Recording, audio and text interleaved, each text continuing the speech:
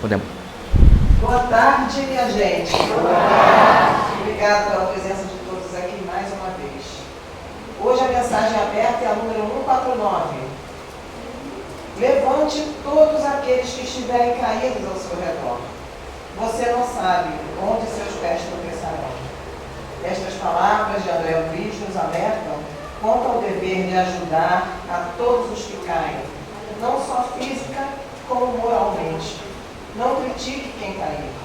Ajude-o a erguer-se, tal como você gostaria que fizessem com você se estivesse no mesmo caso. Amém, amém. Um convite ao serviço, né? Convite ao serviço. Vamos fazer nossa prece.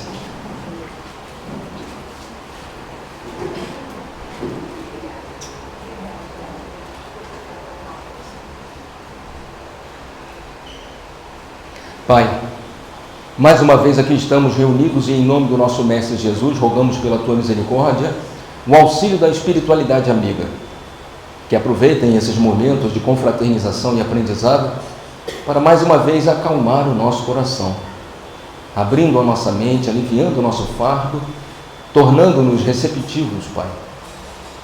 As bênçãos e orientações que serão trazidas do mais alto a partir desse instante. Permita-nos ainda o auxílio sempre bondoso e caridoso dos nossos guias e mentores. Que os guardiões da casa impeçam a entrada daqueles que tenham vindo nos perturbar. Porém, todos que aqui estiverem, dos dois lados da vida, que saiam hoje melhores do que quando aqui chegaram, assim como nós. Obrigado, Pai, por mais esse encontro contigo e que assim seja.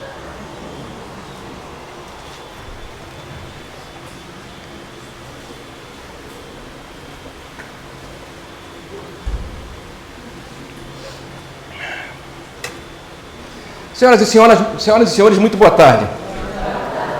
Antes de começarmos o assunto de hoje, eu queria fazer 2 comentários que têm a ver com a reunião da semana passada. Uma correção e um pedido de desculpas. A correção foi que uma amiga nossa, de outro centro espírita que acompanha as lives, vê os vídeos, a Zélia Bastos e o marido Rogério Santos, eles são do centro espírita Quanta Luz em Paciência. Ela, acompanhando os vídeos, ela percebeu que na hora que eu falei sobre a crucificação de Jesus, eu tinha dito que no livro de João não faz nenhuma citação sobre os ladrões ao lado. Na verdade, ela corrigiu dizendo: seu Júnior, João faz uma citação, e ela me mandou o texto. O que ele não fala é que são bons ladrões, ou um ladrão bom e um ladrão mau. Ele só fala que 2 ladrões foram crucificados com Jesus. E aí eu agradeci a ela, porque é sempre bom alguém prestar atenção, né? E corrigir. Eu falei: muito obrigado, minha irmã, pela ajuda. Já anotei no nosso slide para na próxima vez que tocarmos nesse assunto, não corrigirmos esse erro, não cometermos esse erro. Então, onde a gente explicou que não havia citação de João, existe.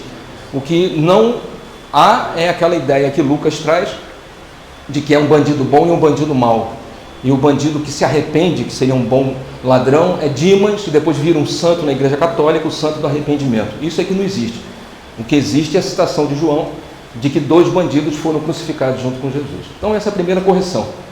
E a segunda é um pedido de desculpas. Semana passada, não foi nem durante a reunião, mas eu estou falando aqui porque eu fiquei com isso a semana inteira. Na semana passada, quando eu estava explicando, depois da reunião, antes do passe, eu estava explicando sobre os tratamentos, eu expliquei aquela nossa ideia de que a cura, na verdade, é a transformação íntima, essa sua nova visão, a restabelecimento da saúde plena, na verdade, é essa sua reforma íntima, essa visão nova, né, esse novo posicionamento ante a vida, que vai fazer com que o teu corpo espiritual se corrija, com que você absorva novas energias, restaure o corpo espiritual, e isso reflete no seu corpo físico, porque o corpo físico não gera doenças.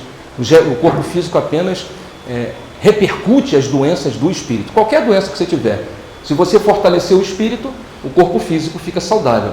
Se o corpo físico manifestar uma doença, é porque o espírito não está bem. E quando a gente falou sobre isso, eu me empolguei um pouco e disse: se eu tivesse um problema aqui, qualquer bobão arrancaria isso em qualquer local, mas mesmo fazendo uma cirurgia arrancando isso, você não está curado.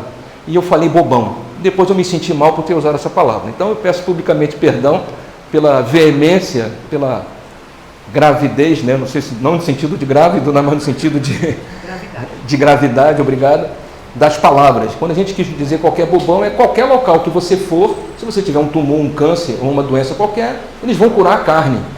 E nós nos acostumamos a acreditar que curar a carne é a cura definitiva. Tanto não é que você apresenta uma doença, vai no hospital, faz uma saga, 3, 4, 5 médicos, até que alguém acerte, às vezes não acerta, você se vira com chá, aí a doença some, daqui a 6 meses está você com uma outra doença, faz uma outra saga em busca de médicos, aí resolve, daqui a 6 meses você está com... E aí você vai vivendo a vida assim, né? Você vai todo dia na clínica da família, tem as mesmas pessoas lá, elas nunca saem de lá, eu acho que elas moram lá, porque não resolve, é aquela coisa que vai postergando. Mas por quê? Porque estamos apenas lidando com as consequências. Se fizéssemos isso, quer dizer, se os hospitais curassem a carne, mas as pessoas fossem orientadas, seguindo a orientação até do Código da Organização Mundial da Saúde, né, que incluiu espiritualidade como um dos aspectos da saúde integral, se seguíssemos essa orientação, além de ir no médico, procuraríamos mudar nossa visão de mundo, faríamos a reforma íntima, como o Espiritismo convida, e aí a cura se faria completa. Então me perdoem pelo excesso da palavra semana que vem, ou semana passada. Se eu me exceder de novo, vocês têm todo o direito de levantar o braço e falar: ô, seu Júnior, o senhor está aí, está perdido no negócio. Não deixa eu errar não, tá bom? Amém? Amém. Obrigado. Bom, então agora vamos falar sobre o que a gente veio fazer hoje.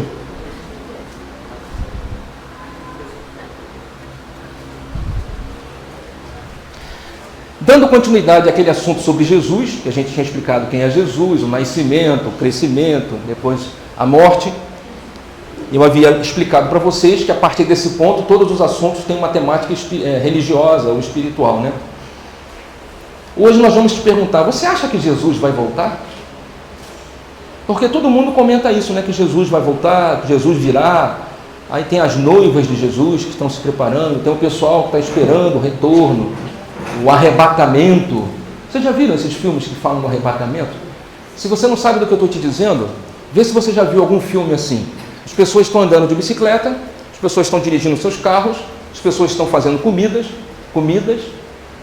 quitutes gastronômicos, e aí de repente elas desaparecem. E as outras pessoas ficam: cadê fulano? A bicicleta cai, a roupa da pessoa fica no chão, o avião fica sem piloto, porque o piloto sumiu, o carro bate na árvore, porque a pessoa desapareceu. Vocês já viram esses tipos de filme assim? Sim ou não? Sim. Então isso é o arrebatamento, né? É o que precede o período da grande tribulação, o que precede o Armagedon. E o pessoal acredita que então Jesus vem. Depois dessa grave crise, Jesus retorna, depois de 7 dias, em que 3 anos e meio, 7 anos, perdão, em que 3 anos e meio, o anticristo, a besta e um grande líder mundial, uma coisa assim, vão governar o planeta. Depois de 3 anos e meio, eles mostram que eles são, e vão caçar os cristãos, vão destruir tudo. No final dos 7 anos, Jesus retorna com seus exércitos e instaura o paraíso. Algumas traduções dizem que ainda vai levar 1000 anos depois que ele vence os inimigos, até que o paraíso se estabeleça na terra. Então essa é a visão de que Jesus vai voltar. E muitas pessoas acreditam que Jesus vai voltar. E a pergunta é: será que ele vai voltar? E se ele voltar, por que ele tem que voltar? Diga, Fatinha. Palavra do mestre. Aonde 2 ou mais pessoas estiverem em meu nome, eu vai fazer. Ótimo, exatamente. Então, isso já indica que eles Não é isso? É que eles querem ver a presença de Jesus materialmente descendo do céu, meteoros. Em cima do seu cavalo branco, com seus exércitos ao lado. É aqueles exércitos, aquilo que ele fez 2000 anos atrás, agora ele tem que fazer. Isso. O exército vencer, né? Exatamente. E se Jesus voltar, pode falar, Fátima. De Fátima para Fátima. Ele é o governador da terra. Sim. E onde é que o governador governa? Sim, é verdade. Então está aqui. Mas isso é o que nós pensamos, né? É como eu falaria para Fátima, isso é a nossa visão, né? Mas a visão da maioria é essa, de que Jesus vai voltar. E se voltar, por que ele voltaria? E quando ele vai voltar? É sobre isso que a gente vai falar. Porque precisamos todos ter uma visão de mundo, pelo menos semelhante, porque a gente vai enfrentar isso todo dia. Hoje você está no GTEB, amanhã você não está mais no GTEB, seja lá pelo motivo que for. E aí, de repente, você vai entrar para uma igreja, ou você vai para um terreiro de macumba, ou você vai seguir um líder budista, ou vai em um outro grupo qualquer.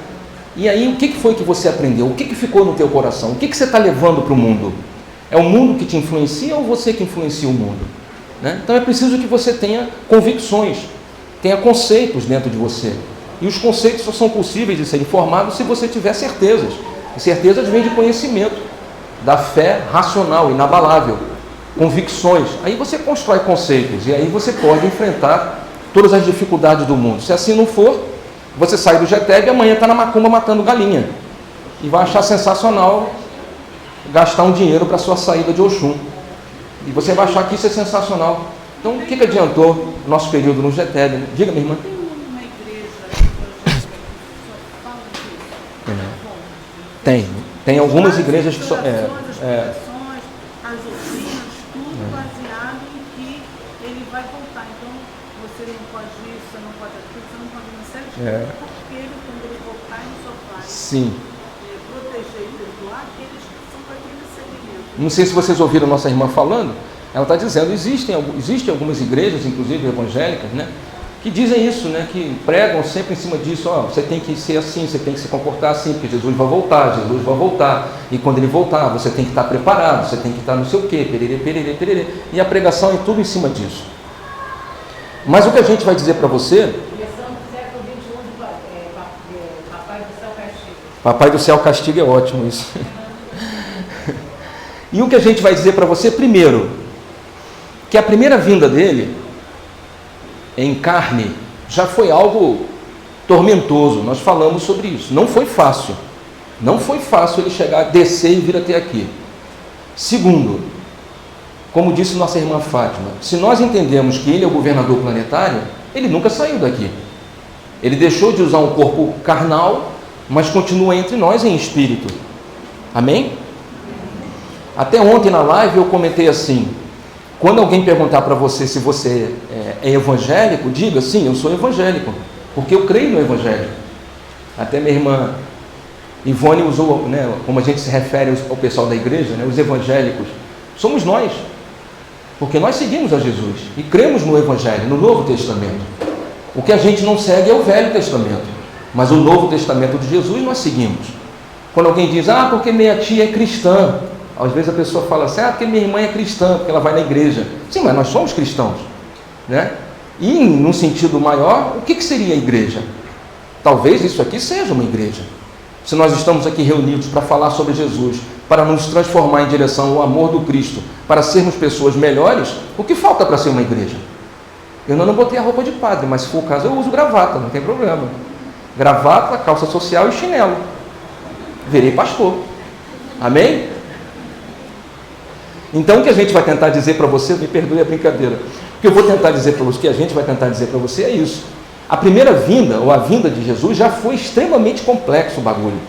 Para ele vir aqui estar conosco, alguém da mesma envergadura teve que ficar no lugar dele, administrando o planeta, administrando o sistema solar. E segundo, foi um projeto de 1000 anos para descer. E ele veio e deixou a mensagem. E a mensagem está conosco até hoje. A gente nunca divulgou em nenhum local, venha no GTEB para você ser curado. A gente não fala isso aqui, pelo contrário. Independente de algumas pessoas encontrarem a cura aqui, jamais a gente diz quem foi, como foi e fala sobre isso. Em momento algum a gente diz, vem no GTEB para você, a gente tirar os espíritos ruins de perto de você.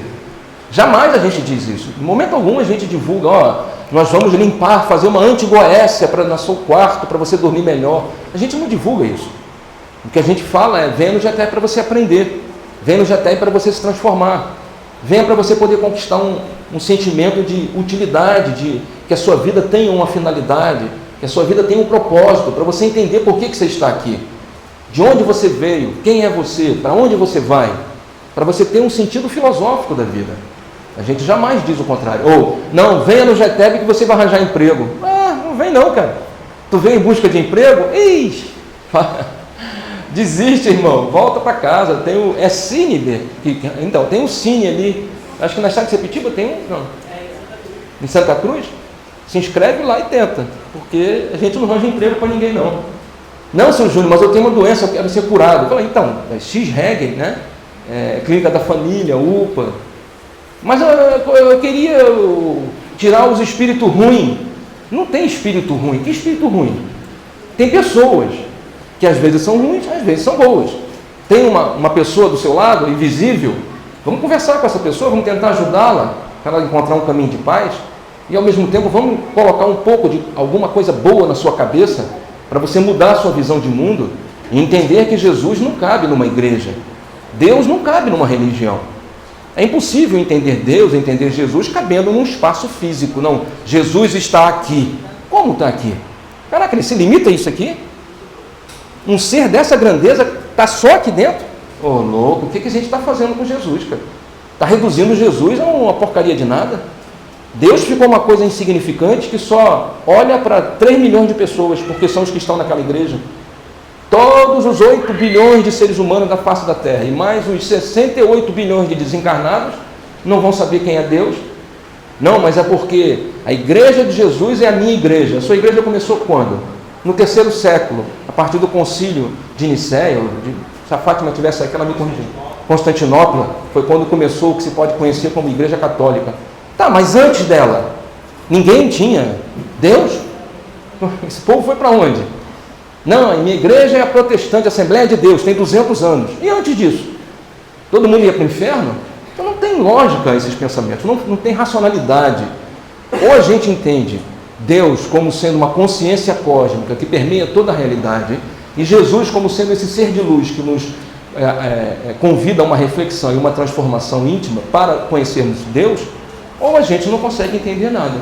Na semana passada, quando a gente falou sobre... mudou. Quando a gente falou sobre a descida de Jesus, a gente pegou desse livro aqui, O Sublime Peregrino, de Ramatiz, onde ele diz... O nosso telão é fraquinho, então eu vou ler, ok, gente, junto, tá? No seu hercúleo esforço para situar-se a contento na carne, Jesus assemelha-se a um raio de sol tentando acomodar-se numa vasilha de barro. A sua mente vivia hipertensa, cujo impacto se descarregava sobre os plexos nervosos, oprimiam-lhe o cérebro, os nervos, o sangue e os vasos capilares, resultando então perigosos hiatos na rede circulatória. O turbilhão de pensamentos criadores vibrava e descia da superconsciência. Ele então recorria aos jejuns periódicos a fim de o seu espírito conseguir maior liberdade nessas fases pré-agônicas de desafogo da matéria. Outras vezes, o próprio organismo mobilizava recursos biológicos de emergência e vertia suor e sangue. A gente até citou aquele momento em que ele se pede para os discípulos, fiquem em oração, e ele se afasta, e quando ele volta, ele estava suando sangue. E isso é um trecho do texto bíblico, né? É mais ou menos essa referência aí. Vertia suor e sangue, compensando com essa descarga imediata de humores a perigosa tensão psicofísica, fruto do fabuloso potencial de energia espiritual a lhe prensar a carne frágil. Malgrado o terrículo ainda não possuir sensibilidade moral apurada, em condições de avaliar o imenso sacrifício e abnegação despendidos por Jesus para descer aos charcos do vosso mundo, os charcos. Aqui é o pântano. Aqui é o pântano. São bem menores as lutas, angústias e os tormentos do pecador no sentido de purificar-se até subir às esferas da angelitude, ante o martírio do anjo que renuncia às venturas celestiais dos mundos divinos, para descer ao abismo pantanoso nos mundos materiais, como sucedeu a Jesus. Está querendo dizer o quê? Para ele foi muito mais difícil descer aqui do que toda a dificuldade que a gente passa na Terra. Toda a dificuldade que a gente passa na Terra não é nem de longe, não se compara nem de longe à dor e ao sacrifício que ele passou.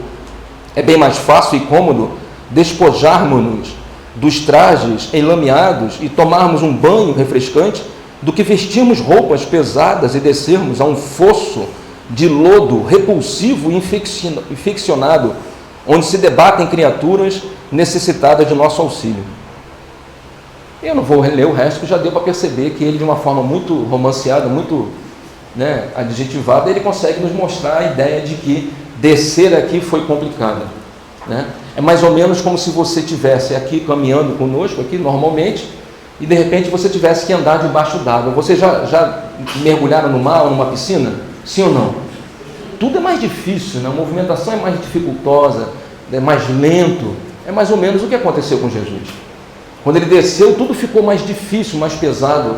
É mais ou menos como se você tivesse que, a partir de hoje, botar 2 pesos, um em cada perna, nos braços e vestir uma roupa de chumbo, e a partir daqui agora você vai ter que andar assim durante 33 anos, né? E é exatamente o que ele fez. Ele começou a se rastejar aqui embaixo, nesse charco que nós vivemos, que a gente não faz ideia de que é assim, porque a gente se acostuma com isso. É como que o atleta que, depois de andar um certo tempo com chumbo nas pernas e nos braços, ele tira isso e ele percebe, meu Deus, como fiquei leve, como tudo ficou mais fácil. É nesse sentido que foi o sofrimento de Jesus. No livro Sublime Peregrino, o livro anterior foi o Sublime Peregrino, então está certo. Ainda de Ramatiz, ele diz: assim que Jesus completou 30 anos de idade, tendo alcançado a plenitude de sua faculdade mediúnica, ocorreu o tradicional batismo realizado por João Batista, ratificado pela presença na tela astralina da terra da pomba do Espírito Santo, símbolo da paz, da comunhão sideral superior, a manifestação ideoplástica da luz do próprio Cristo planetário do orbe.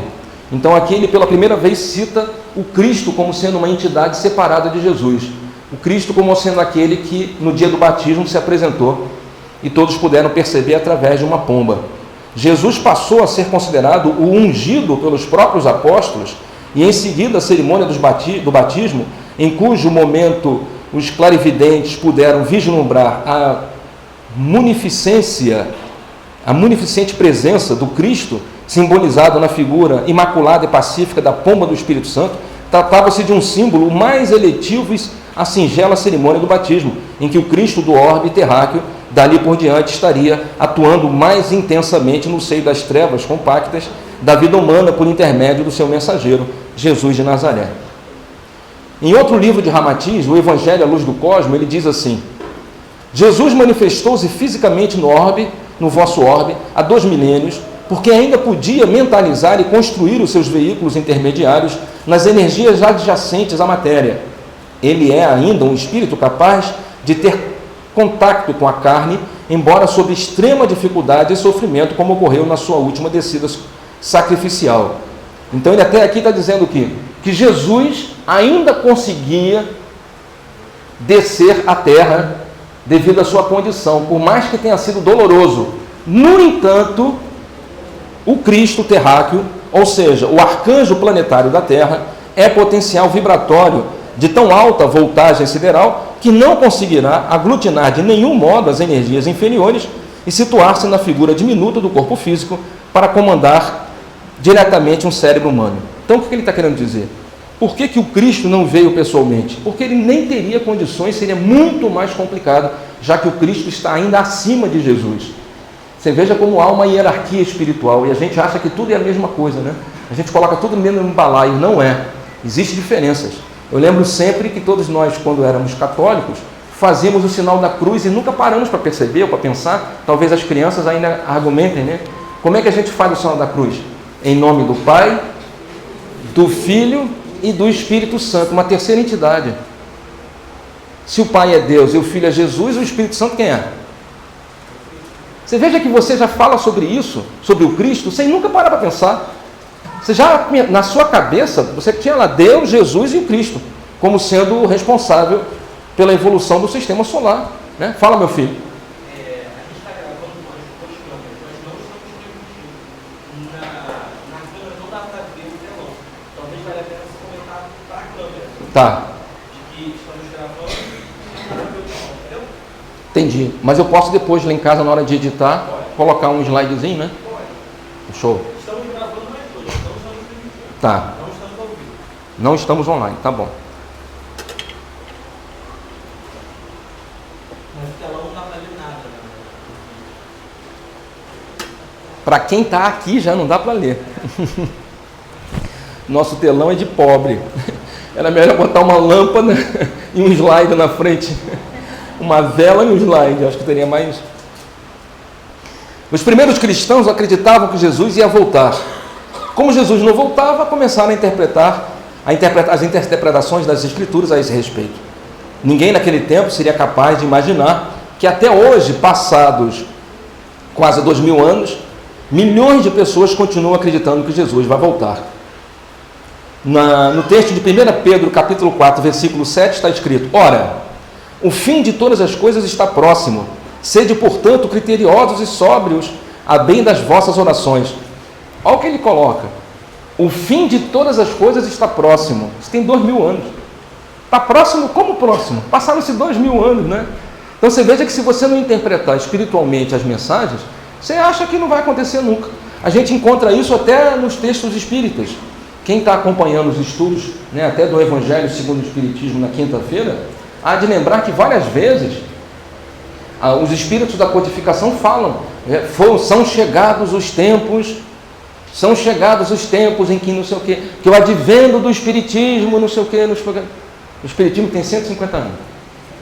E os tempos chegaram, não chegaram, o Espiritismo está morrendo, ninguém mais quer saber, ninguém mais lê.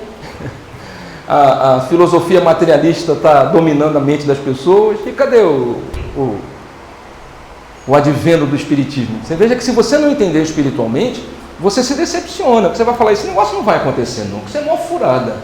Isso é igual ficar esperando o príncipe para casar, vai ficar para titi e não vai casar, me perdoe a brincadeira, mas vocês entenderam a ideia. Está todo mundo com sono hoje?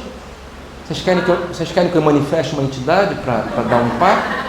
Eu manifesto se for preciso. Vamos manifestar alguma coisa então? Quer? Hoje o desenvolvimento é de quê, gente? De cigano, né? Ah, vamos manifestar um cigano? O povo vai levantar, acordar rapidinho, né, cara? Não é isso?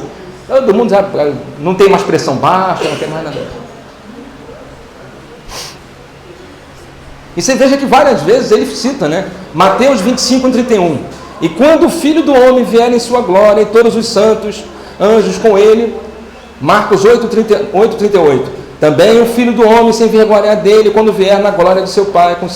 Lucas 9, 26. O Filho do Homem quando vier na sua glória. Então o Filho do Homem vem. Mas isso há 2000 anos que ele está dizendo. Vai vir o Filho do Homem, vai chegar, o Filho do Homem vai chegar. E até 2000 anos depois, e cadê o Filho do Homem? Você fica difícil você entender se você não olhar isso por um ponto de vista espiritual. Duas coisas. Primeiro, nós te dissemos que a assinatura linguística do Cristo falando de Jesus é esse. Lembra que nós falamos isso?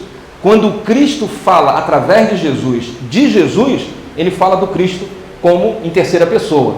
Quando o Filho do Homem vier em sua glória, isso é o Cristo falando de Jesus. Vocês lembram que eu expliquei isso, sim ou não? Sim. Se você não tiver essa chave, é decodificador, Bê? Então, se você não tiver o decodificador, você não vai entender a mensagem, porque ela está criptografada, não é isso, Bê?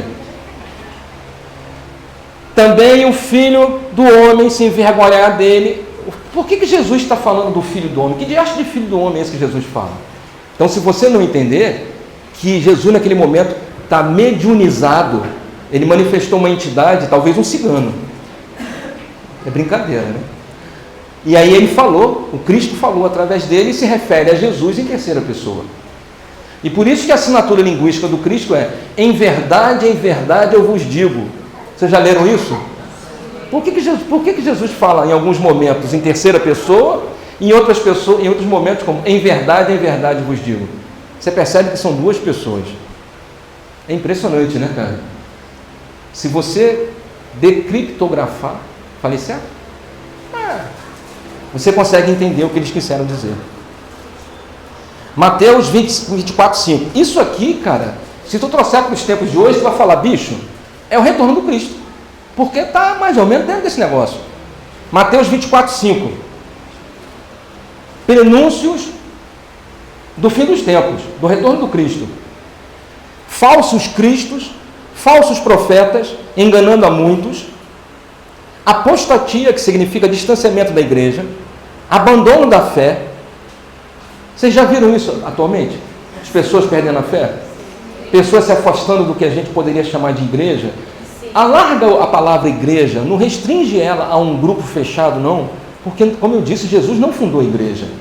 né? Igreja católica, as pessoas se afastaram da igreja católica, por isso que ela está se renovando. Não faz isso. Não, é a igreja da Assembleia de Deus. Não faz isso. Pensa em igreja como uma sinagoga judaica, um templo budista, uma fraternidade, uma irmandade, ou aqui um local, um grupo espiritualista, um centro espírita, até um terreiro de Umbanda. Não importa. É uma igreja de uma forma mais alargada na interpretação, né? E as pessoas se afastando disso. A gente até terça-feira, quem está acompanhando as lives, há de lembrar que eu tenho tocado nesse assunto, porque o próximo assunto é a transição planetária, né? E a gente tem abordado esse assunto tentando falar com os pais, porque nós pais, e eu sou pai e sou avô, alguns de vocês também são avô ou avós, a gente está pegando uma rebordosa braba com os nossos netos e filhos, e eu sinto necessidade de dar uma explicação, senão você vai ficar vendido no lance, ou em outras palavras, você vai ficar tateando no escuro tentando entender o que está acontecendo dentro da minha casa.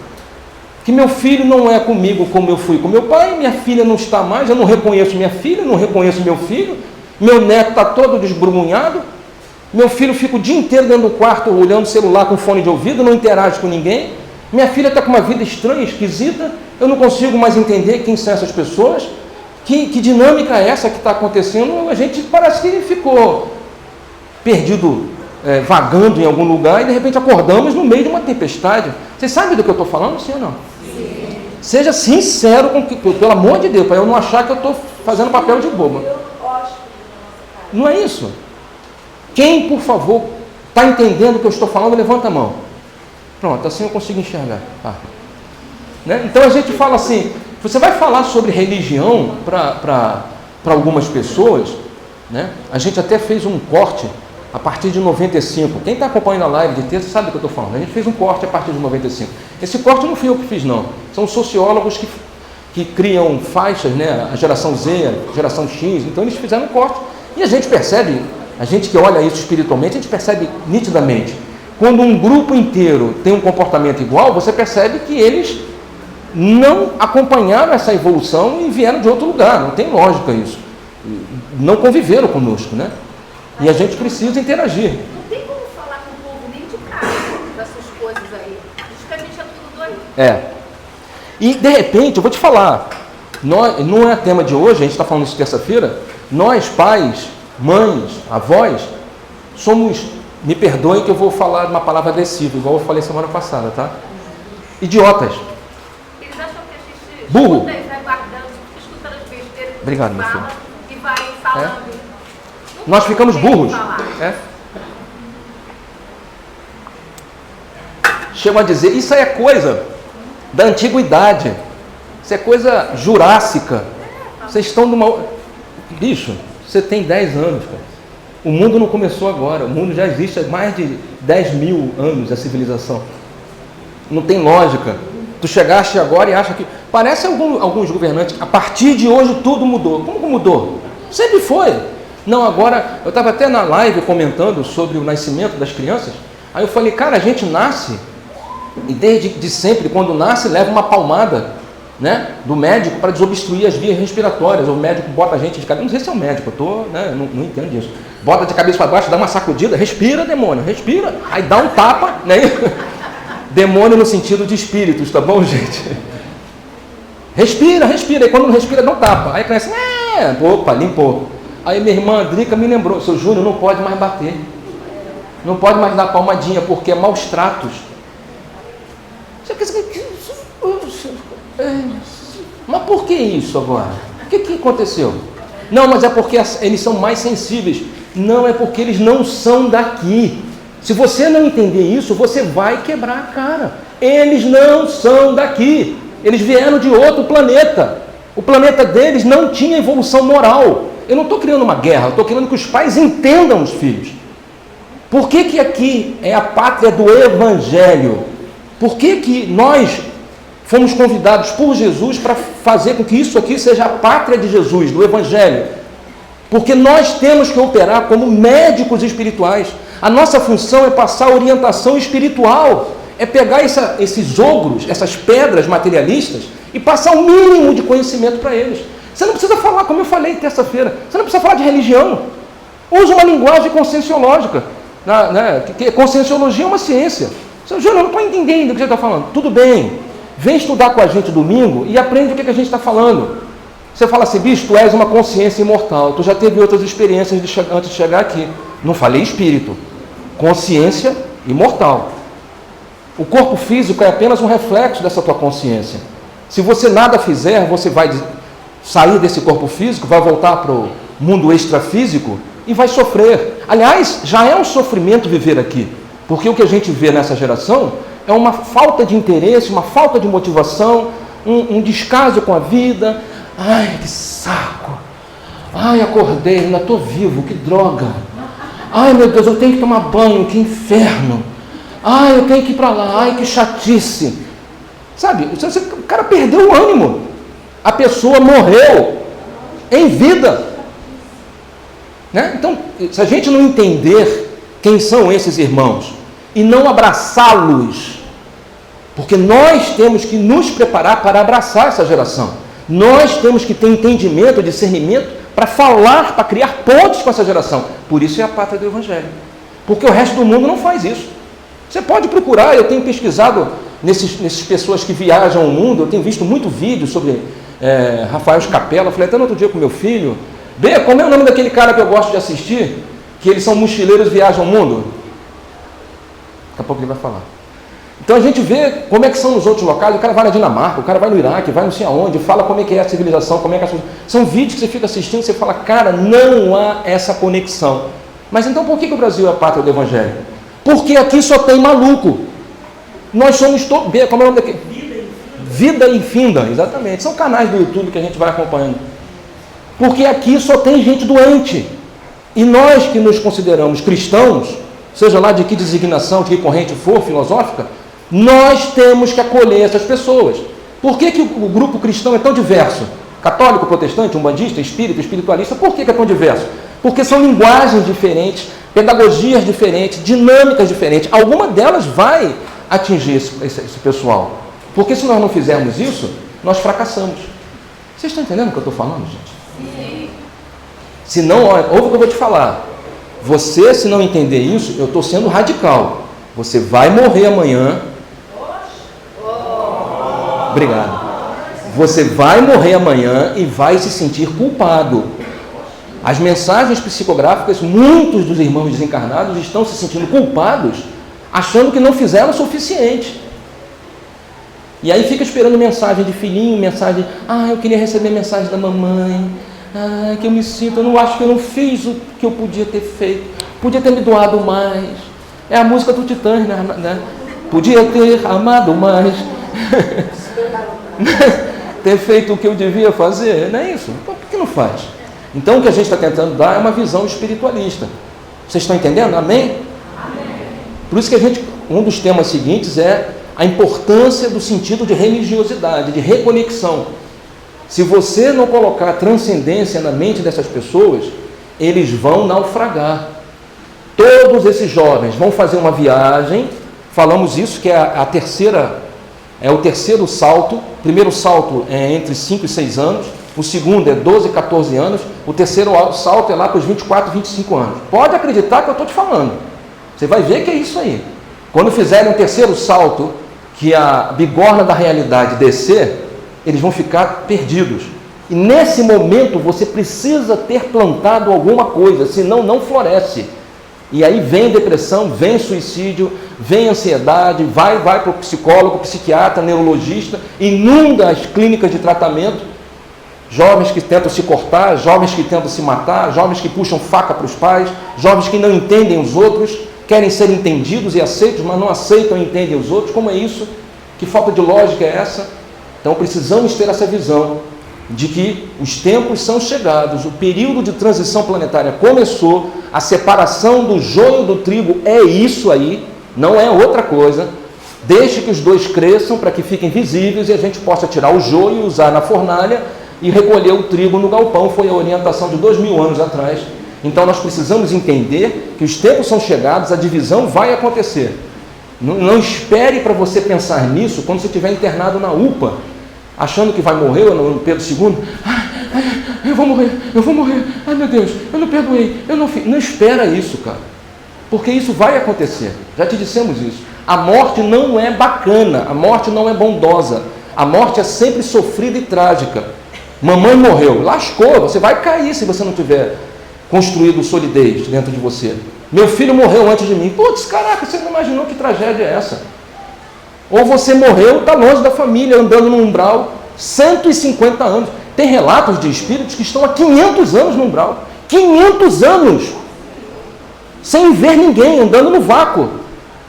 Como é isso, cara? Como é que você atinge essa pessoa? É porque o cara constrói uma realidade tão egocêntrica, em que ele não consegue construir nada fora dele. Só existe ele. Então ele não vê nada fora dele. Por mais que em torno dele tenham milhões de pessoas, ele não vê, ele se fecha. Igual Quem se fecha? Uma tartaruga. Uma ostra. Fica fechada em si. Então você vaga 500 anos sem perceber que passaram 500 anos. Fechei o parênteses. Quem levantou a mão? Dentro desses espíritos que eles ficam no umbral, não necessariamente no umbral, mas eles estão tão presos à terra que eles ficam muitas vezes presos a objetos, casas, locais. São esses que são muito É isso aí. avistamento de fantasmas. É isso aí, minha irmã. Eles ficam repetindo o mesmo ato, o mesmo. É isso? É exatamente isso aí. Porque o umbral, na verdade, é um estado da consciência, né? Como a gente já sabe. O umbral não é um local geofísico. Não é assim, aqui é o umbral, me perdoe, não é a senhora não, tá? Vou botar aqui, tá? Aqui é o umbral, não, também não é aí. Vou fazer assim, então. Aqui é o umbral, aqui é a terra e aqui é o céu. Não é assim não, filho. Não tem essa divisão certinha, não. São dimensões. São dimensões da consciência. Você pode estar vivenciando o inferno agora, né? Eu não sei se vocês já foram visitar o Inca, as pessoas que estão próximas da morte. Bicho, tu sai de lá destruído, cara. Porque são pessoas que estão com câncer numa situação sem retorno. Não há nada que a ciência possa fazer, apenas esperar a morte. E você, cara, você passa um dia lá, bicho, tu fica, caraca, o que é isso, cara? É isso que é a morte, cara? Cara, isso não, como é que é isso, cara? Eu não sei se vocês já visitaram um asilo. Você visita um asilo, aquelas senhoras, aqueles senhores, tem pai, tem mãe, tem filhos, tem irmãos. Mas às vezes são levados a locais, cara, que não tem nenhuma dignidade. Estão lá, é um depósito de humanos, esperando a morte. Você vai em orfanatos, Fatinha, crianças no orfanato com doenças como câncer, como tumores sérios, em que as mães e os pais não ligam. Às vezes são filhos de drogados, de pessoas que estão presas. Você fala, cara, como é que conserta isso, cara? Então a gente tem que ter a visão da realidade. Isso aqui, bicho, é o prenúncio da transição planetária, cara. Por mais que a gente critique algumas interpretações de alguns grupos religiosos, o texto bíblico, se você entender o que ele está dizendo, não precisa seguir o texto bíblico, pode seguir Emmanuel, nos Mensageiros ou até na Ramatiz, como a gente, Sublime Peregrino. Você não é a Bíblia, mas você vai ver a mesma coisa. Então, falsos cristos, falsos profetas, enganando a muitos, apostatia, que é o distanciamento da igreja, abandono da fé, guerras e rumores de guerra, nação contra nação, reino contra reino, fome, terremoto, tribulação, assassinato, cristãos odiados pelo nome de Jesus, escândalos, traições, ódios. Por se multiplicar a iniquidade, o amor se esfriará de quase todos. Não é isso, Antônia. Não é isso, cara. Já estamos nisso, cara. Amém. Amém. Aí, como é que você fala de fé para pessoas que sofreram muito e não entendem a vida? Perdem a fé, cara. Perdem a fé. Aliás, é uma das formas de você, me perdoem a crítica, mas eu eu posso até pedir desculpas amanhã se eu errar de novo, né? Mas não tenho medo de errar. Eu só quero seguir em frente, aprender com o erro, corrigir e seguir em frente. O erro não impede a gente. O erro faz a gente ser mais forte amanhã. Pelo menos é o que eu penso. A gente faz uma crítica às igrejas por causa disso. Porque as igrejas não preparam os seres humanos para a tragédia. É sempre mais do que vencedor, é sempre cabeça não é cauda, é sempre vitorioso, né? É sempre sei lá o quê. Você vai ouvir esses hinos, é sempre para cima. Você não prepara o cara para perder um filho. Você não prepara o cara para um tiroteio, levar uma bala perdida e você fala, por quê? Por quê?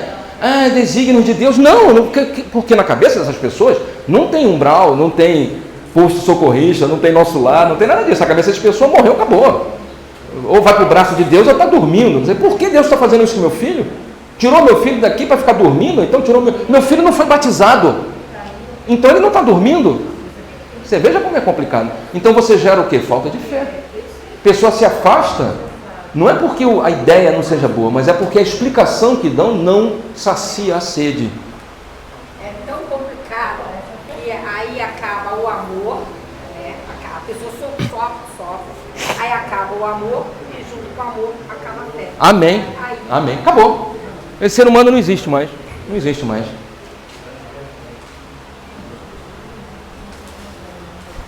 E ó, vou falar para vocês, eu vou falar aqui porque ele está ali sentado e isso é motivo de orgulho para mim. Meu filho está ali, ó, 28 anos, ele sabe do que eu estou falando. E ele mesmo é um dos que fala comigo, pai, a gente tinha que ter uma linguagem não religiosa, não espiritualista, para acessar esse grupo. Porque esse grupo criou um estigma com essa ideia de religião e de espiritualidade que fica difícil você levar essa argumentação. Não, faz o culto no lar. Ou então ler o livro do Espírito. Para eles é difícil, eles não aceitam isso. Então a gente tinha que encontrar uma linguagem, talvez mais cientificista, uma linguagem mais filosófica, com outros fundamentos, para a gente atingir. É ou não é, B? A gente conversa demais sobre isso. Né? Ele mesmo foi um dos que me apresentou a ideia, né, de epiteto, estoicismo, como sendo uma filosofia antiga que te traz a mesma visão, é parecido. Tu vai ler Platão falando de Sócrates, é a mesma coisa, não muda, é sempre o enredo é o mesmo, né? Então a gente tem outras formas de passar essa mensagem para essa turma que tem esse tabu ou essa ojeriza quando se fala de Deus ou de religião. Nós é que precisamos nos preparar para isso, porque eles estão entre nós. E não é para você chegar, então dane-se, não, senão que cristão nós somos? Aquele que está em sofrimento nós temos que abraçar, né? Jesus não veio para os sadios, Jesus veio para os que sofrem, é ou não é? E se nós somos cristãos, nós temos que falar com quem? Com quem está sofrendo. Saravá? E nos últimos dias acontecerá, diz Deus, que do meu espírito derramarei sobre toda a carne, os vossos filhos e as vossas filhas profetizarão, os vossos jovens terão visões, os vossos velhos sonharão sonhos, e também do meu espírito derramarei sobre meus servos e as minhas servas naqueles dias e profetizarão.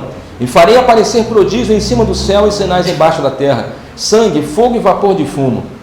Você veja que essa ideia da mediunidade, ela já está presente como um prenúncio do retorno do Cristo, né?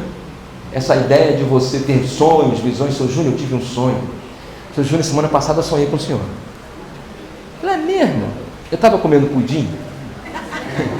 Não, mas foi um sonho muito esquisito. Seu Júnior, sonhei com o senhor estava não sei o que, sonhei com a dona Mônica. Seu Júnior, sonhei com a dona Mônica. Mas você sonhou o quê? Que ela estava me batendo ou ela estava voltando para o GTM? Mas, seu Júnior, fala, meu amor. Essa questão aí dos sonhos, da mediunidade, isso aí já não ficou muito lá para trás, porque hoje em dia, essa mediunidade, ela está para lá de ferida. Todo mundo diz que sonhou alguma coisa, todo mundo diz que incorporou alguma coisa, todo mundo diz que profetizou alguma coisa, e é uma mentirada derramada por tudo quanto é canto. É isso mesmo. Então, no meu ponto de vista, eu acho que isso aí já se refere ao passado. Isso. Quando tinham médios de verdade, quando tinham protestantes de verdade, quando tinham no terreiro pessoas que incorporavam de verdade, isso. Porque hoje em dia acabou. É uma interpretação. Agora pensa dessa forma. Concordo totalmente com você, 100% com você. Agora pensa dessa forma. Se o que elas estão incorporando forem obsessores, se os obsessores estão influenciando, passando intuição aos grupos, a gente até terça-feira falou sobre isso. Todo mundo dorme, todo mundo sai do corpo quando dorme. E quem conversa contigo quando você dorme? Terão sonhos, terão visões. Pessoas e jovens, ou até adultos, que vão mudando de comportamento sem você entender por quê. É porque a gente não inclui a questão espiritual. Não quer dizer que a mediunidade seja santa. Quer dizer apenas que continua sendo mediunidade. só que está em desequilíbrio. Ah, seu Júnior, mas a pessoa não incorporou nada. Ela, vou usar um termo, trepou no santo, né? É animismo, beleza. O que não quer dizer que ela não esteja pagando esse papel feio por conta de uma presença espiritual que está galhofando, está sarcasticamente colocando naquela situação para morrer de rir. Ou seja, o mal é ardiloso. E se você quer destruir a mediunidade, o que você faz? Descredibiliza. Entendeu a visão? Faz com que isso não seja válido. Faz com que os médiuns comecem a fazer um circo, uma apresentação circense, enquanto nós que levamos eles a pensar isso, que os induzimos a fazer isso, estamos por trás morrendo de rir. Porque, na verdade, a ideia não era destruir o médium. A ideia era descredibilizar. Fazer com que o fenômeno perca a credibilidade. Fazer com que as pessoas olhem isso achando que não existe mais. Porque, na verdade, continua existindo. Só que eles estão usando de... Cara, é o fim dos tempos. A gente tem que ter a sagacidade de olhar para os caras e falar, tudo bem, tu és inteligente, está usando de outra estratégia, mas olha só. Pô, bicho, a gente também não é burro totalmente, a gente pensa um pouquinho, né? Basta analisar, será que essa galhofada é só vaidade e orgulho? Ou a vaidade e orgulho já é uma consequência de uma ação mediúnica do mal, colocando-os nessa circunstância, para que isso desapareça e ninguém mais queira, para que isso vire uma coisa de brincadeira. Entendeu o que eu estou querendo dizer? Então continua existindo o fenômeno, só que ele mudou a forma. Eu não incorporo mais em você, mas eu vou te perseguir para quando, me perdoe ali apontar, mas para quando você dormir, eu colocar ideias na sua cabeça.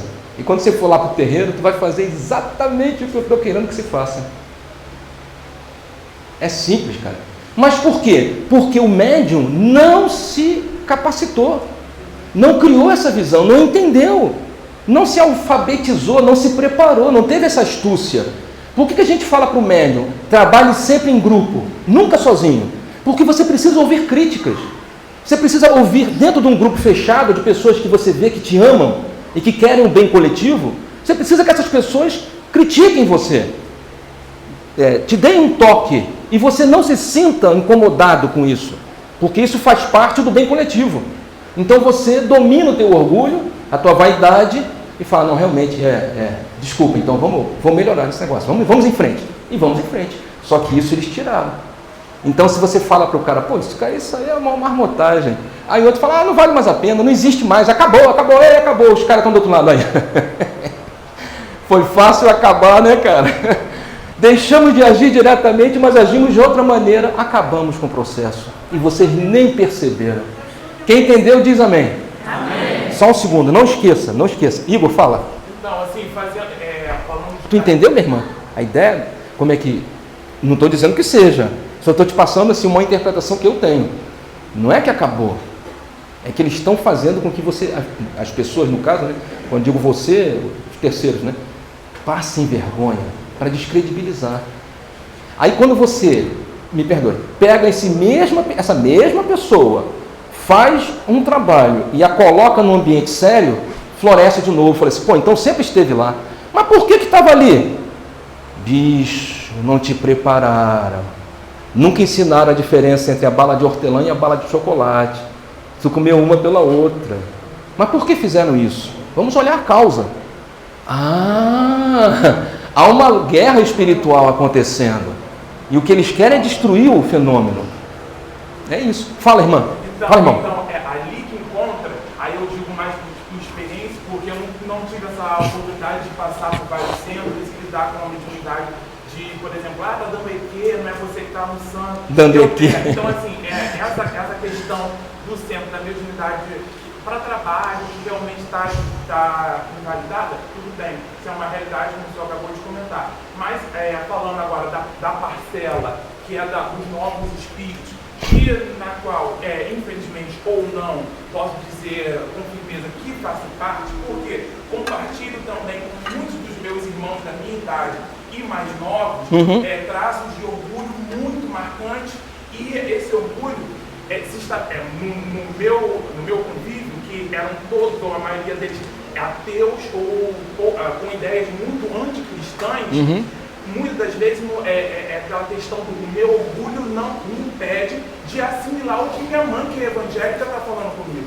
É niilismo, B, aquela filosofia que você coloca que não existe nada além da matéria. Só meus colegas, tudo, Nietzsche é meu Deus. A gente Deus chama de está... materialista, mas na verdade são niilistas, né? Sim, Deus está morto. Isso. Muitas vezes, assim, que a questão da religiosidade é para você ser manipulado. Enfim, esses meus irmãos, que eu tive o prazer, porque claro, eu consegui ver, por exemplo, ideias maravilhosas no campo da ciência e tudo mais, mas acontece que a minha geração, eu também, como até no grupo até falei assim, os 10 mandamentos, torci o nariz, não queria nem saber de Moisés, porque tudo que passou para mim era tipo assim, quando eu comecei a fazer uma substituição de palavras, quando eu comecei a ver que muitos colegas falavam assim, porque o cristianismo é tudo invenção, olha só o estoicismo que fala antes de Jesus, isso já era dito. Então, para essas pessoas, já que eles assimilam muito bem ideias filosóficas, se distanciam daquilo que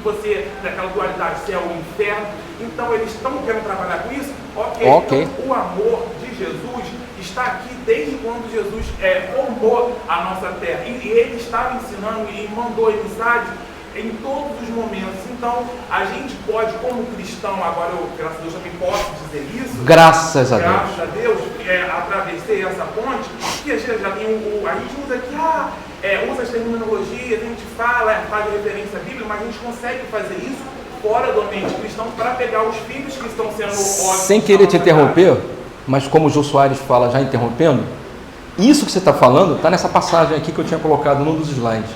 Olha como é que Jesus já sabia disso, e ele não liga se você é seguidor de Sócrates, do estoicismo ou de qualquer outra doutrina, porque não é isso que faz você se libertar daqui. Não é ser dessa, daquela ou daquela outra turma. É a transformação. Se for através da mensagem de Jesus diretamente, amém. Mas se for através de uma outra mensagem que te transforme, amém também. Porque quando você desencarnar, não tem religião. Nos mundos superiores não tem religião.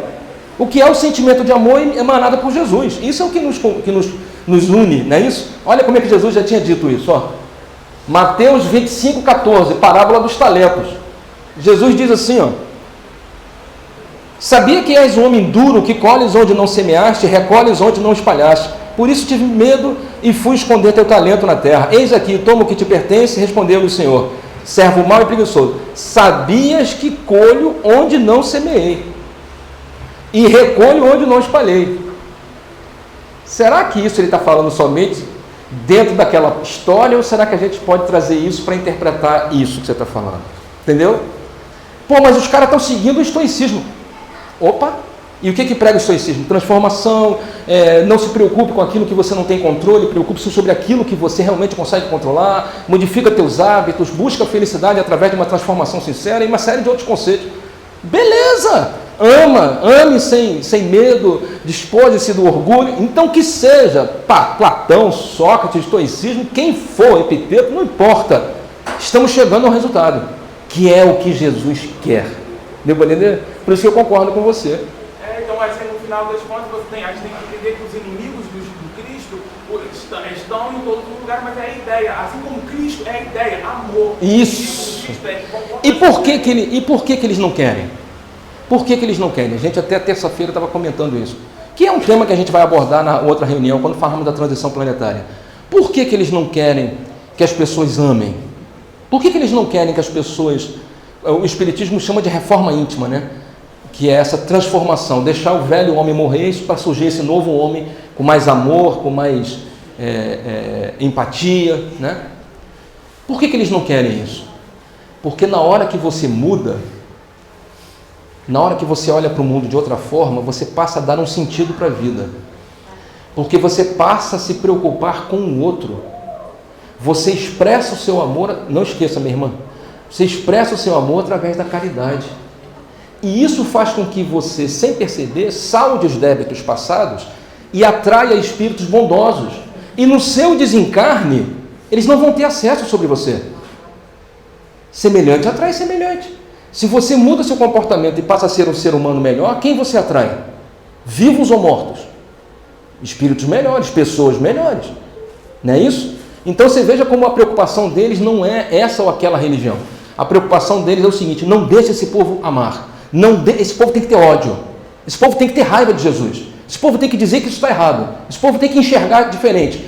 Vou falar, me perdoe que eu não estou deixando vocês falarem, me perdoe. Vou falar uma coisa que a gente está estudando na escola de domingo, que a gente está estudando nos bastidores de uma sessão espiritualista. Uma das coisas que a gente vai dizer, você sabe o que eles fazem? Uma das coisas que eles fazem é o seguinte, ó, não é comigo não, pastor, padre, palestrante, expositor, não importa. Eu vou falar uma coisa e você vai entender outra. Eles fazem isso dentro da tua casa. Você vai falar com teu filho uma coisa e o teu filho vai entender totalmente diferente do que você está dizendo. Eles fazem isso dentro da nossa casa. Você fala, como? É porque você não está entendendo como age o mal. A Anete Guimarães fez uma palestra sobre isso aqui no GTEB. Eles conseguem ter um acesso à consciência da pessoa em que ela simplesmente cria uma repulsa e começa a interpretar tudo o que você diz de uma maneira errada.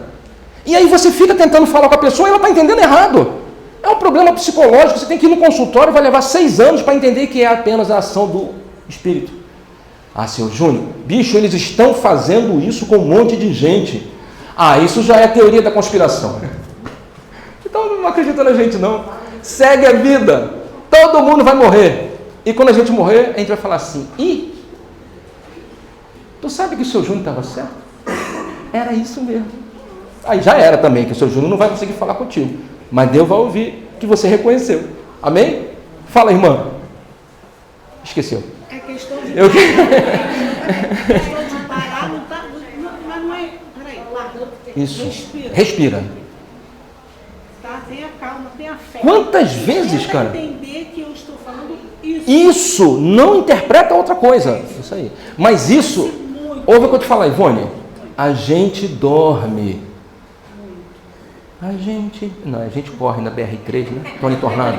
Eu falei, tá, esquece. A gente dorme.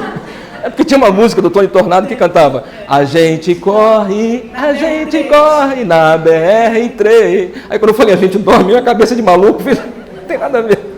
É a idade, a gente está ficando velho. A gente está velho. É uma referência que vem lá de trás até agora, é muita coisa. Mas voltando, volta aqui. A gente dorme, Ivone. E as pessoas não se tocam. Cara, leia, pelo amor de Deus.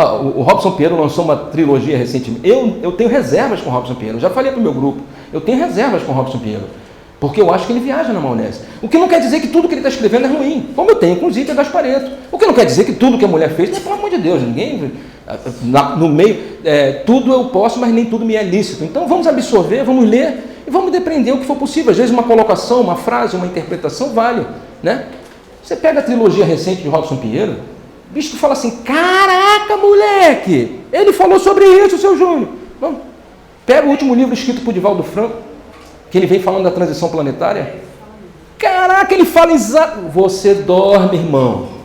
Você não tem noção do que está acontecendo quando você dorme, irmão. Essa trilogia do... Robson Pinheiro? Como é que chama? Olha, eu vou te falar, eu não lembro o nome dos livros de cabeça, mas se qualquer um de vocês quiser, eu tenho o PDF, que é para você ler no celular ou no computador. Eu não tenho ele fisicamente na biblioteca, mas se quiser... Uma trilogia. Ele tinha uma trilogia... O Denison, você que também... Robson Pinheiro, como é o nome daquela trilogia que tinha? Os Senhores das Trevas? Legião... Não eram 3 também? Ali era a trilogia das trevas, não era isso? Senhores da Escuridão, Legião, Senhores da Escuridão e outro. O Aruanda já foi antes. Quando ele fez Tambores de Angola, Aruanda em outro.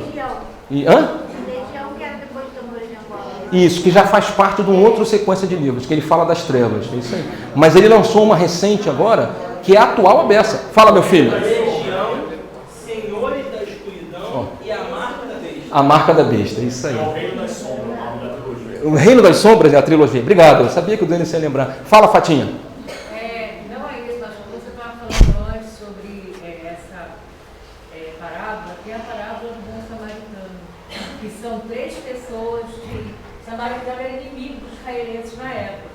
Aí Jesus fala que primeiro parecia um sacerdote de qualquer religião. E não ajudou. Não ajudou. Veio o Levi, que é o sacerdote de Israel. Que olhou e não ajudou. E a própria pessoa da mesma religião. Da mesma crença, Da né? mesma crença. Aí veio o samaritano era inimigo, foi, falou, cuidou. Levou para a estalagem, pagou a estadia. Mas o amor, mas a pregar Jesus não existe. Uma coisa Viu? Outra explicação maravilhosa. Não existe religião. Não existe religião. Isso aí. Uma salva de palmas para o Espírito Santo que se revelou lá atrás. Obrigado, meu irmão. Perfeito. Mais alguém? Não? Seguimos? Então, acorda aí, por favor. Lucas 17, 20. O reino de Deus não vem de modo visível. Nem se dirá, aqui está ou lá está.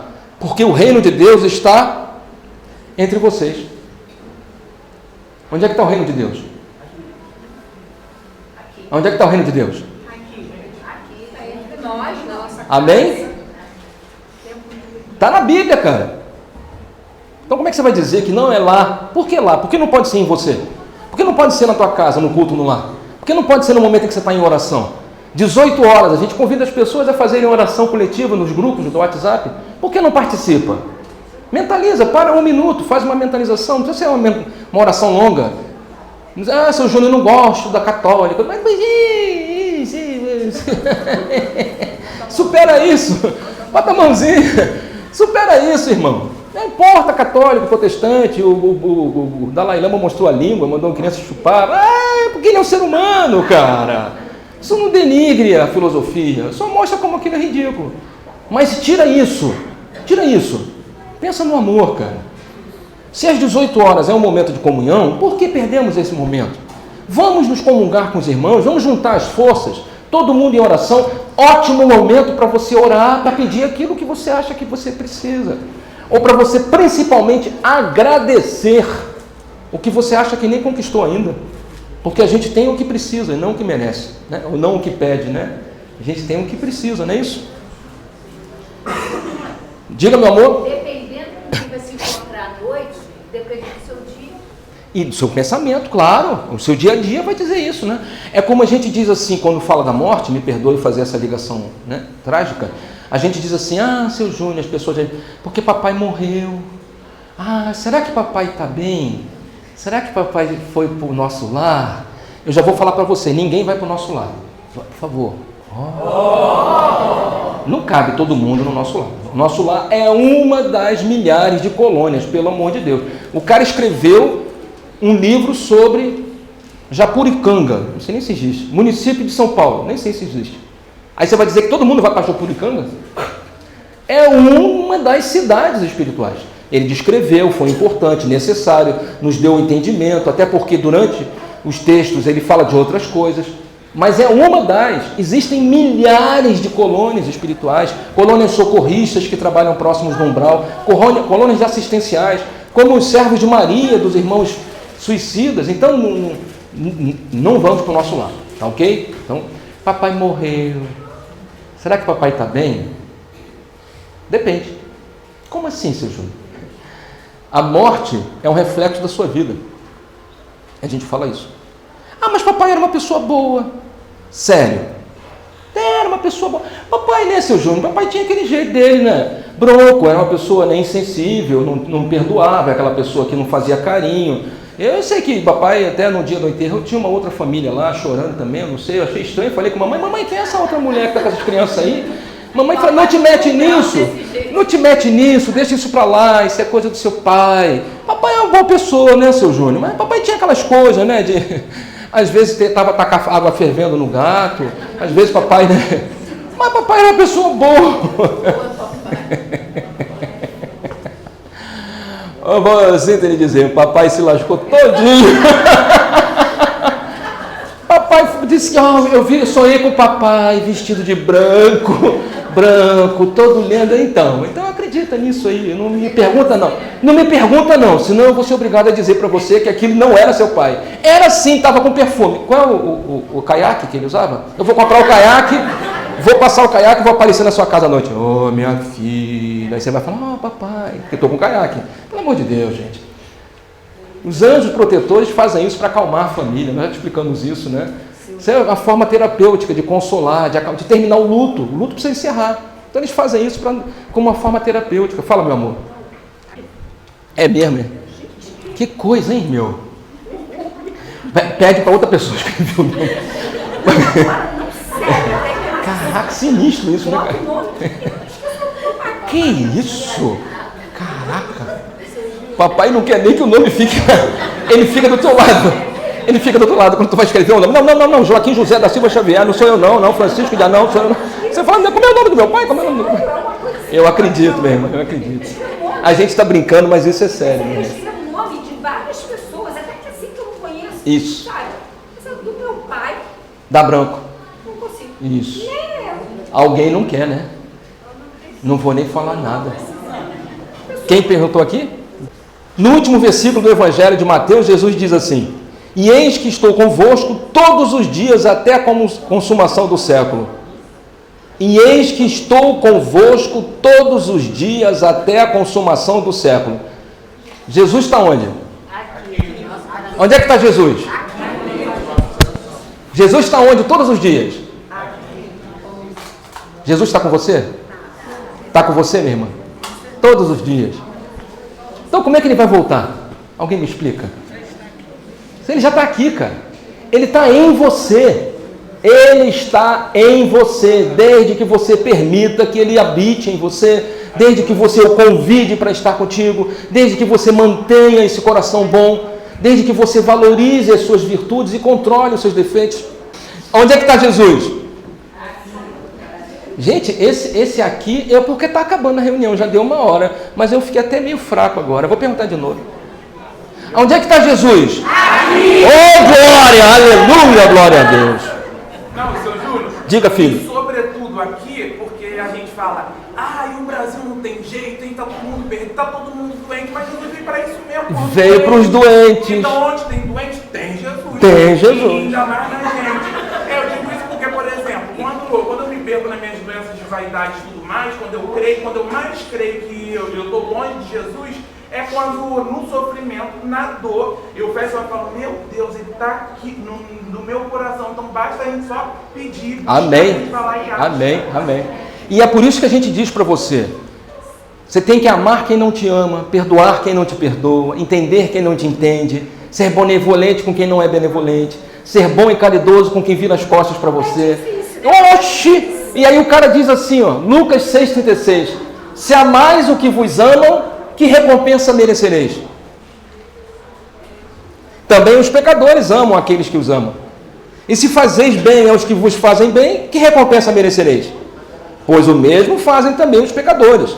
Se emprestais, aqui negócio de emprestar, se emprestais àquele que espera receber, que recompensa merecereis? Também os pecadores emprestam aos pecadores, mas recebem outro tanto. Pelo contrário, amai os vossos inimigos, fazer bem e emprestar sem daí esperar nada. Lucas 6,36. Carta de Paulo ao povo de Roma. Não finjam apenas... Chegou, né? Não finjam apenas amar aos outros. Amem realmente. Odeiem tudo aquilo que está errado. Coloquem-se ao lado do bem, amem-se uns aos outros com atenção fraternal e tenham prazer em honrar uns aos outros. Não sejam nunca preguiçosos no trabalho, porém sirvam fervorosamente ao Senhor. Sejam pacientes na dificuldade e sempre perseverantes na oração. Quando os filhos de Deus estiverem em necessidade, sejam vocês os primeiros a ajudá-los. Caraca, que orientação fantástica isso, né, cara? Que orientação fantástica para ser um verdadeiro cristão. Encerramos aqui. Falando da lei maior. Então, qual é? Um deles, um advogado, falou, Senhor, qual o mandamento mais importante nas leis de Moisés? Todo mundo aqui já sabe disso, a gente repete, porque repetindo grava melhor. Jesus respondeu, ame ao Senhor teu Deus de todo o teu coração, tua mente e tua alma, eis o primeiro e maior mandamento. O segundo em importância é parecido, ame ao teu semelhante tanto quanto ama você mesmo. Todos os outros mandamentos e todas as exigências dos profetas nascem dessas duas leis e se cumprem se você lhes obedecer. Guarde apenas estas e descobrirá que está obedecendo a tudo mais. Isso está tanto em Marcos 12, 21, quanto Lucas 10, 25. Então, amar a Deus sobre todas as coisas e amar o teu próximo como você se ama. Né? Eis a lei. Amém? Amém. Semana que vem a gente vai falar sobre transição planetária. Isso aqui é só um exemplo do que a gente tem dito, como é que o pensamento de Jesus é universal, né? Isso aqui eu tirei do livro O Lado Oculto, aliás, na verdade, eu acho que A Face Oculta das Religiões, de José Reis Chaves.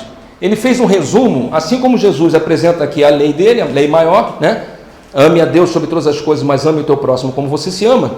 As outras religiões estabelecidas também têm suas leis maiores, né? No islamismo, no movimento muçulmano, o livro sagrado chama-se Alcorão. E qual a lei maior do Alcorão? Ninguém pode ser um crente até que ame o irmão como a si mesmo. É a mesma coisa, é ou não é? No judaísmo temos a Torá, baseada nos 5 primeiros livros da Bíblia que conhecemos do Velho Testamento. E qual a maior lei da Torá? Não faças ao teu semelhante aquilo que para ti mesmo é doloroso. Essa noção de reciprocidade, é ou não é? No budismo, no hinduísmo, nós temos os Vedas, que é um conjunto de textos sagrados milenares. Não faças aos outros aquilo que se a ti fosse feito causar-te-ia dor. No budismo, baseia-se em 3 livros sagrados, entre outros. De 5 maneiras, o verdadeiro líder deve tratar seus amigos e dependentes com generosidade, cortesia e benevolência, dando o que deles espera receber e sendo tão fiel quanto a sua própria palavra. No taoísmo, que deu origem a alguns pensamentos que nós temos aqui, como, por exemplo, a igreja messiânica, né, e tanto Seishonoye, e tantos outros beberam da água do Tao, considera o lucro do teu vizinho como teu próprio, o seu prejuízo como se fosse teu. Ou seja, qualquer outro livro sagrado que você procurar, você vai perceber que a mensagem é sempre essa de reciprocidade no amor. Preocupe-se com o outro como você se preocupa com você. Ame o teu próximo como você se ama. Alguma pergunta? Essa é a porta estreita, né? Essa é a porta estreita. Esses dias agora eu estava pensando, porque passei justamente no Evangelho 2 semanas atrás, falando sobre o amor. É uma coisa tão simples, mas tão difícil para a gente botar em prática. A moça falou aqui, é difícil, e é toda vez quando eu leio isso, me dá um certo constrangimento, porque é difícil. Porque a gente tem que fazer uma coisa simples, mas é fazer para sempre. A gente não tem que pensar que a gente vai amar agora. É difícil porque a gente não morre. Em toda a nossa eternidade, a gente tem que amar. Ah, é simples amar o outro, mas lembra que você não morre, cara. Você leva. Todas as conquistas você leva. Agora você imagina, você casou com Arnaldo. Ou com Jennifer. Você casou com a Jennifer. Com 2 anos. Não, quem casou com o Arnaldo é com o João Tempo, com 2 anos. Isso. Aí você casou com o Arnaldo, beleza. O cara é um ogro, tranquilo. Mas aí você aprendeu a entender que ele é apenas uma criança espiritual. Que é apenas um ser humano que ainda não alcançou uma estatura maior. É alguém que está entre nós para tentar chegar a algum lugar.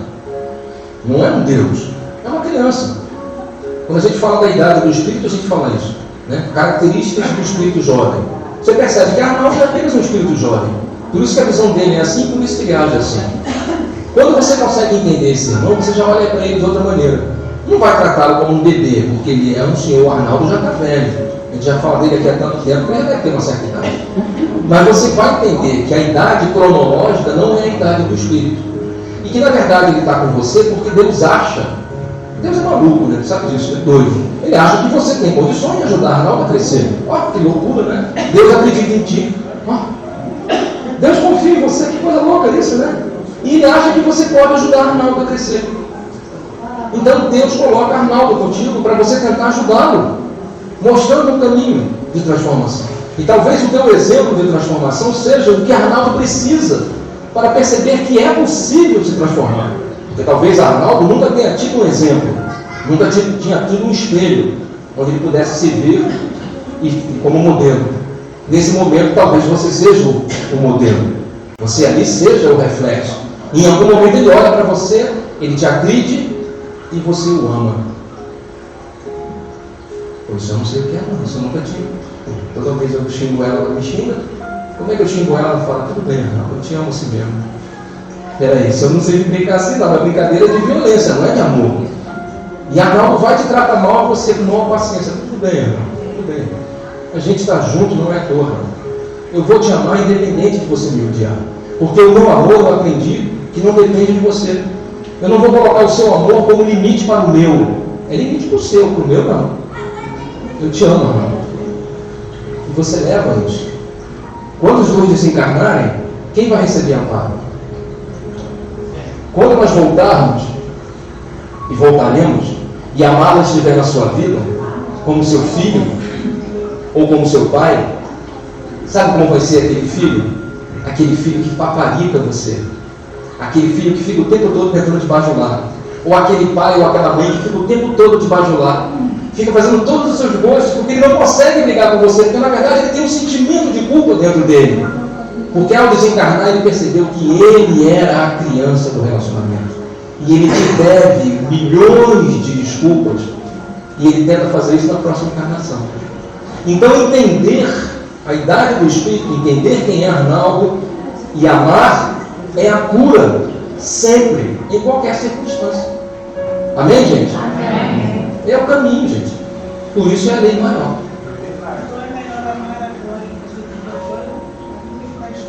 Postergando. Eu prefiro resolver esse problema agora, até porque quando você muda e ama o inimigo, quando você muda e ama quem não te ama, quando você ama o cara que te apedreja, quem está crescendo? Quem está ganhando? Quem está atraindo bons trabalhadores para o seu desencarno? Quem vai sair daqui de boa? Vai receber tapinha nas costas. Aí, Juliana, se deu bem, tem bonito, tem filho. É isso aí. Quem vai ser? Você, cara. Então, quem ganha com a transformação para o amor somos nós.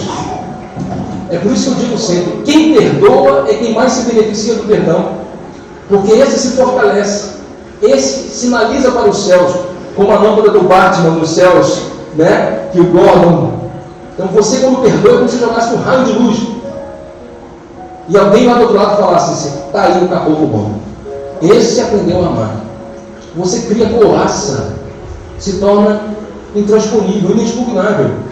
Por isso que a lei é o amor. Quem entendeu diz amém. Amém.